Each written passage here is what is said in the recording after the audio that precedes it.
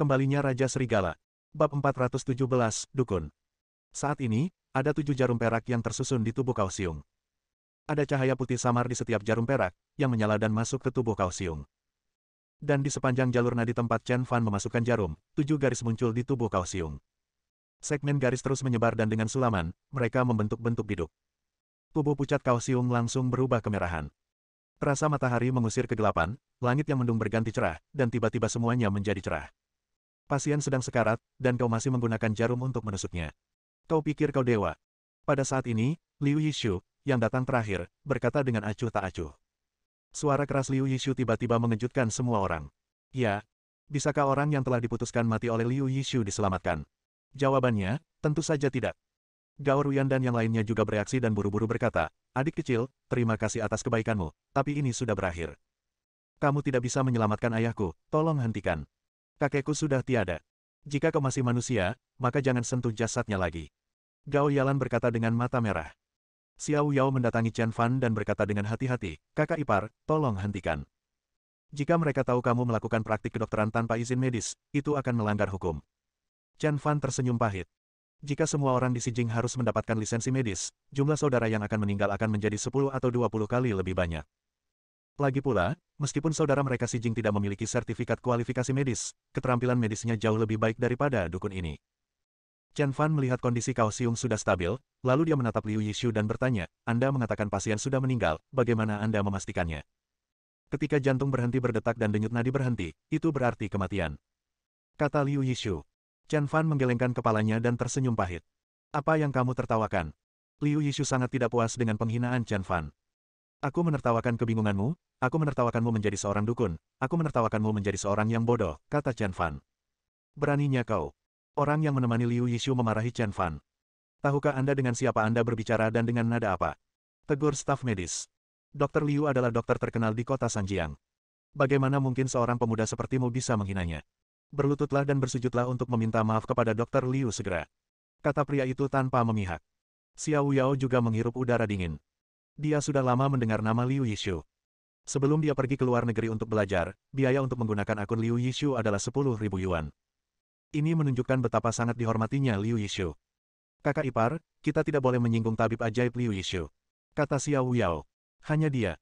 Chen Fan berkata dengan nada meremehkan, dia hanya seorang dokter dukun. Chen Fan berkata dengan berani. Ketika kata-kata ini diucapkan, semua orang amat terkejut. Bahkan Gao Yalan merasa geli dengan kekonyolan Chen Fan yang bodoh. Dia mengangkat sudut mulutnya dan berkata dengan nada meremehkan, mencari kematian. Xiao Yao benar-benar tampak seperti telah kehilangan harapan dalam hidup. Kakak iparnya memiliki temperamen yang buruk dan akan bersikeras melakukan sesuatu bahkan jika Anda menyuruhnya untuk tidak melakukannya. Bajingan, katakan itu lagi. Staf medis di sebelah Liu Yixu menjadi marah dan menunjuk ke arah Chen Fan. Kubilang, dia dukun.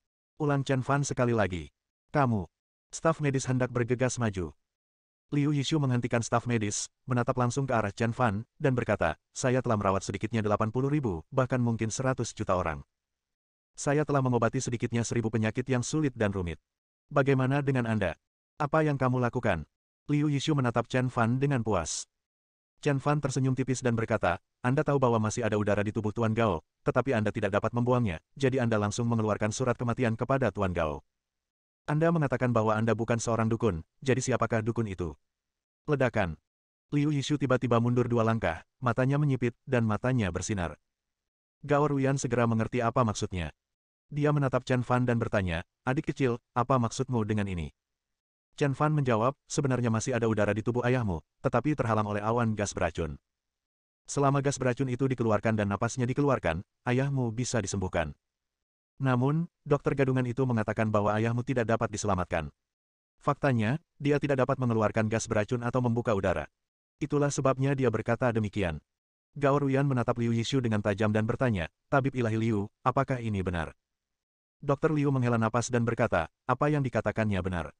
Penyakit orang tua itu memang disebabkan oleh gas beracun yang menghalangi yang Qi-nya. Kita hanya perlu mengeluarkan gas beracun itu dan membuka yang Qi-nya. Namun, lokasi gas beracun itu sangat sulit. Dengan keterampilan medis saya, tidak ada cara untuk mengeluarkannya. Tidak, lebih tepatnya, tidak ada seorang pun di seluruh kota Sanjiang yang dapat mengeluarkan gas beracun ini. Jadi, kamu mengakui kalau kamu adalah seorang dokter dukun. Kata Chen Fan. Staf medis di sebelah dokter Liu sangat tidak senang setelah mendengar ini dan berkata, "Dokter." Liu mengatakan bahwa tidak ada seorang pun di kota Sanjiang yang dapat mengeluarkan gas beracun ini. Chen Fan menggelengkan kepalanya dan tersenyum, lalu menekan perut bagian bawah Tuan Gao dan meludahkan seteguk darah hitam langsung ke mulutnya. Kemudian, dada Tuan Gao naik turun. Pertama-tama ia menghembuskan napas kecil, lalu perlahan-lahan mulai bernapas normal. Miao Qing, yang berdiri paling dekat dengan Tuan Gao, berkata dengan gembira, "Ayah bernapas, dia bernapas." Bab 418 Bunga Hantu. Semua orang segera mengalihkan pandangan mereka ke Tuan Gao. Benar saja, Tuan Gao bernapas lagi, dadanya naik turun sedikit, dan perlahan-lahan menjadi hampir normal kembali. Setelah beberapa saat, kelopak mata Tuan Gao yang terkulai perlahan terbuka. Ayah, Gao Ruyan dan Miao Qing bergegas ke sisi kakek Gao, sangat gembira. Gao Yalan melirik Chen Fan dengan tak percaya, lalu buru-buru berjalan ke sisi kakek Gao, "Kakek." Mata Xiao Yao membelalak. Seseorang yang dinyatakan meninggal oleh Dr. Liu tiba-tiba hidup kembali di tangan saudara iparnya sendiri. Brengsek. Aneh sekali. Ada apa denganku? Napas Tuan Gao sangat lemah. Dia menatap penonton satu persatu dan bertanya. Ayah. Gao Ruyan dan yang lainnya sangat bersemangat. Jika Tuan Gao berbicara, berarti dia sungguh-sungguh sudah sembuh. Celepuk. Liu Yishu berlutut tepat di depan Chen Fan, "Anak muda, aku menyerah padamu." Chen Fan bahkan tidak mau repot-repot melihat ke arah tabib suci Liu, tetapi malah mendatangi Pak Tua Gao dan berkata, "Minggirlah, Pak Tua Gao masih sangat lemah." Setelah bekerja selama lebih dari 10 menit, Chen Fan akhirnya berhenti. Tuan Gao akhirnya melewati masa kritis. Detak jantung, pernafasan, denyut nadi, dan warna kulitnya secara bertahap menjadi tidak berbeda dari orang normal. Melihat Tuan Gao menjadi semakin bersemangat dan kembali bersemangat, para staf medis tercengang. Baru sekarang mereka ingat apa yang telah mereka alami. Seorang pasien yang dinyatakan meninggal kembali mendapatkan hidupnya di tangan Chen Fan. Kemudian, mereka semua memandang Chen Fan yang telah menyelamatkan Tuan Gao, dan masing-masing dari mereka memiliki ekspresi yang rumit. Ada rasa terkejut, emosi, kekaguman, tetapi lebih banyak lagi rasa bersalah. Memikirkan kata-kata yang mereka gunakan untuk mempermalukan Chen Fan dan dorongan untuk berkelahi dan membunuh, mereka berharap bisa menggali lubang di tanah dan merangkak ke dalamnya. Mereka tidak hanya memandang rendah orang lain, mereka juga hampir membunuh Tuan Gao. Pah! Pada saat ini, Liu berlutut di depan Chen Fan dan bersujud dalam-dalam. Seluruh staf medis juga menghadap Chen Fan dan membungkuk hormat. "Maaf. Mohon maaf dan rasa hormat yang sebesar-besarnya. Adik kecil, tabib dukun Liu Yishu memintamu untuk menerimaku sebagai muridmu." Ledakan. Ketika kata-kata ini diucapkan, semua orang tercengang. Siapa Liu Yishu? Dokter ajaib nomor 1 di kota Sanjiang. Dan dokter ajaib seperti itu benar-benar ingin memuja Chen Fan sebagai gurunya. Chen Fan menggelengkan kepalanya dan berkata, "Merupakan tugas setiap dokter untuk menyelamatkan yang sekarat dan yang terluka. Aku tidak bisa menjadi gurumu, tetapi aku bisa mengajarimu beberapa keterampilan medis." Tapi, Chen Fan tiba-tiba berhenti bicara. "Ketika kau sudah belajar bagaimana berperilaku baik, aku akan mengajarimu ilmu kedokteran," kata Chen Fan. Menyelamatkan nyawa dan menyembuhkan yang terluka adalah tugas setiap dokter. Meskipun ia memiliki keterampilan medis, kemampuannya untuk menyelamatkan nyawa terbatas. Jika ia dapat mengajar lebih banyak orang, ia dapat menyelamatkan lebih banyak orang. Tetapi Chen Fan memiliki standar untuk mengajarkan keterampilan medis, yaitu belajar menjadi manusia terlebih dahulu. Ya, dokter dukun itu mengerti. Liu Yishu berdiri dan membungkuk dalam-dalam kepada Chen Fan. Pada saat yang sama, setelah menyapa Tuan Gao, dia meninggalkan keluarga Gao bersama sekelompok orang. Kondisi Tuan Gao semakin membaik, dan semua anggota keluarga Gao tersenyum. Saat ini, satu-satunya orang yang tersisa di rumah adalah kakek Gao, keluarga Gao Ruyan, Chen Fan dan Xiao Yao. Gao Ruyan bertanya dengan tergesa-gesa, "Ayah, bagaimana kamu bisa diracuni?" Gao Yalan pun mengangguk dan berkata, "Iya, kakek, saat aku meninggalkanmu pagi ini, kakek baik-baik saja, kok tiba-tiba kakek diracun?" Tuan Gao berpikir keras, lalu menggelengkan kepalanya dan berkata dia tidak tahu. "Apakah ada yang salah dengan makanan yang kita makan?" Tebak Miao Qing. Tuan Gao juga menggelengkan kepalanya dan tidak tahu. Jelas saja dia tidak tahu bagaimana dia diracuni. Chen Fan mengangkat kepalanya dan melirik pot bunga ungu di dekat jendela. Pot bunga ini mirip dengan tulip, tetapi kelopaknya berwarna ungu dan warnanya sangat cerah. "Tuan Gao, apakah Anda sengaja menaruh pot bunga ini di sini?" tanya Chen Fan. Tuan Tua Gao melirik pot bunga di jendela, menggelengkan kepalanya dan berkata, "Dermawan, Anda salah. Kaki dan telapak kaki saya tidak nyaman, jadi bagaimana saya bisa menaruh bunga di sana? Fangqilah yang menaruhnya di sana." Fangqi. Keluarga Gao Ruyan sangat terkejut ketika mendengar nama ini. "Ayah, bagaimana bisa ayah mengizinkannya masuk ke dalam rumah?" Gao Ruyan berkata dengan agak tidak senang. "Ya, kakek, bagaimana mungkin kakek mengizinkan orang seperti Fangqi memasuki kamar kakek?" Gao Yalan juga berkata. Guru tua Gao berkata, Fang Qi datang kepadaku dengan membawa pot bunga ini. Katanya ia membawanya dari Laut Cina Selatan dan pot ini akan membantuku mengatasi masalah kakiku, jadi aku memintanya untuk meletakkan bunga-bunga ini di jendela. Apakah ada masalah? Tanya Tuan Gao. Racun dalam tubuhmu berasal dari pot bunga ini, kata Chen Fan. Apa? Semua orang saling berpandangan dengan heran. Tuan Gao tersenyum dan berkata, sepot bunga seharusnya tidak cukup untuk meracuni kita, kan? Lagi pula, bunga-bunga ini diberikan kepadaku oleh Fang Qi. Fang Qi seharusnya tidak berniat menyakitiku, kan? Chen Fan menjelaskan, bunga ini disebut bunga hantu. Bunga ini tumbuh di tempat yang sangat panas dan lembab. Bunga ini mengandung racun kuat yang menyatu dengan aroma bunga. Saat racun masuk ke dalam tubuh, racun akan membentuk penghalang gas beracun di tubuh pasien, mengisolasi napas dan membuat orang tersebut mati lemas. Ini benar-benar pembunuhan yang tidak terlihat. Bab 419 Pertemuan Pribadi. Bunga hantu. Gao Ruyan dan yang lainnya tercengang. Ini adalah pertama kalinya mereka menemukan bunga seperti ini. Jika seperti yang Anda katakan, bunga ini sangat beracun di dalam, lalu mengapa kita tidak diracuni? Tanya Gao Yalan. Setelah Chen Fan menyembuhkan penyakit Tuan Gao, sikap Gao Yalan terhadap Chen Fan banyak berubah. Meskipun pria ini mengenakan pakaian murah, ia memiliki beberapa keterampilan yang unik. Ia dapat menyembuhkan penyakit yang tidak dapat disembuhkan oleh Liu Yixu, dan ia dianggap sebagai tokoh legendaris. Walaupun dia berkata tidak tertarik padaku, dia bukanlah seekor kodok yang tidak dapat memakan daging angsa atau buah anggur yang asam karena tidak dapat memakannya. Sekarang, melihat Chen Fan lagi, dia merasa bahwa dia agak misterius.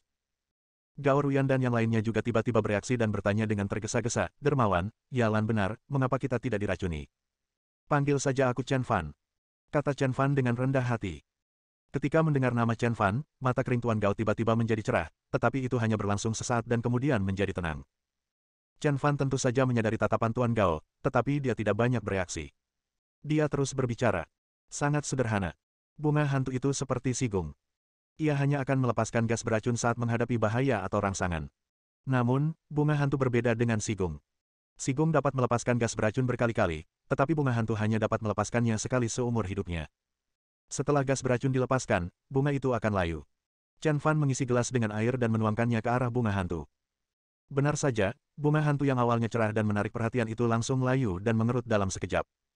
Ini, Gao Ruyan dan yang lainnya tercengang dan mempercayai apa yang dikatakan Chen Fan. Pasti Fang Qi yang melakukannya. Gao Yalan berkata dengan marah. Gao Ruyan dan yang lainnya juga mengangguk.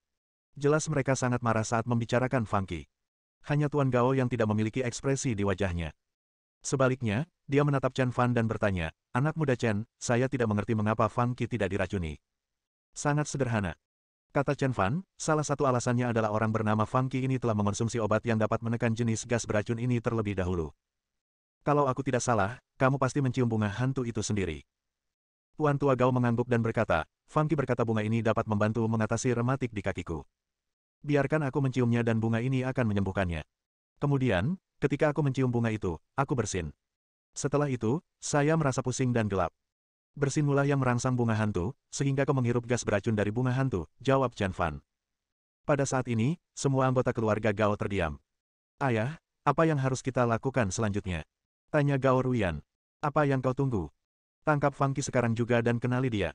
Kata Gao Yalan. Tuan Gao berpikir selama 2 detik, lalu berkata, semuanya keluar saja, anak muda Chen tetap di sini. Gao Ruyan dan yang lainnya saling memandang lalu berjalan keluar. Hanya Chen Fan dan kakek Gao yang tersisa di ruangan itu. Chen Fan menemukan tempat untuk duduk. Tuan Gao adalah orang pertama yang berbicara, jika saya tidak salah, Anda adalah pemimpin kelompok Yan Xiaoji, kan? Chen Fan tersenyum tipis dan tidak menanggapi kata-kata Cao Xiong. Tuan Gao juga tertawa bersama Chen Fan. Karena pemuda Chen tidak mau bicara lebih banyak, maka aku pun tidak akan bicara lebih banyak.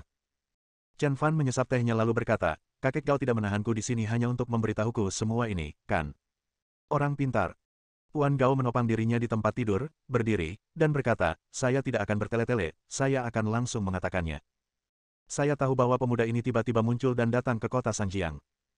Pasti untuk zona pengembangan Dongjiaowan. Kakek Gao melanjutkan. Chen Fan berpikir sejenak, menyentuh cangkir teh di tangannya. Setelah beberapa lama, dia mendongak dan berkata, Tuan Gao salah menebak tujuan saya, tetapi saya sangat tertarik dengan masalah tanah di Teluk Dongjiao. Tuan Gao menyipitkan matanya sedikit. Dia sedikit terkejut karena tujuan Chen Fan bukanlah tanah di Dongwan. Namun, dia segera tenang, setidaknya Chen Fan mengatakan dia tertarik dengan aspek berita ini.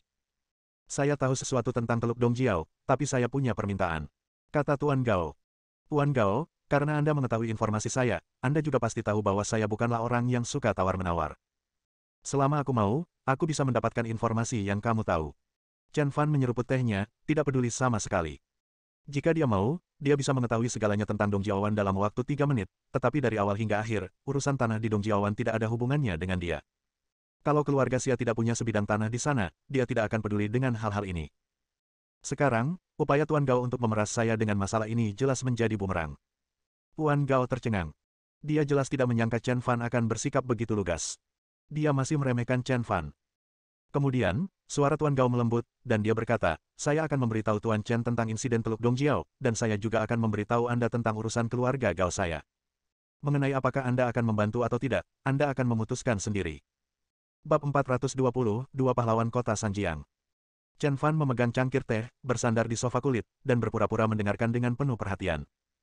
Tuan Tua Gao menyesap air dan berkata perlahan, dulu, tanah di Teluk Dongjiao dikembangkan oleh dua orang besar yang memimpin sekelompok keluarga di kota Sanjiang. Salah satu orang besar itu bernama Hua Jianglong, dan yang lainnya bernama Fu Xiao. Di antara kekuatan keluarga ini, ada satu keluarga yang disebut keluarga Xia. Di antara kekuatan perkembangan ini, keluarga Xia adalah yang terlemah, tetapi yang paling menarik adalah keluarga Xia. Setelah mengatakan itu, kakek Gao sengaja melirik Chen Fan, tetapi dia setenang permukaan air, tanpa riak sedikitpun. Hal ini membuat kakek Gao semakin penasaran tentang orang macam apa Chen Fan itu. Bagaimana dia bisa begitu tenang dan kalem bahkan setelah mendengar tentang keluarga Xia. Orang seperti ini entah bajingan tak berperasaan atau bajingan veteran.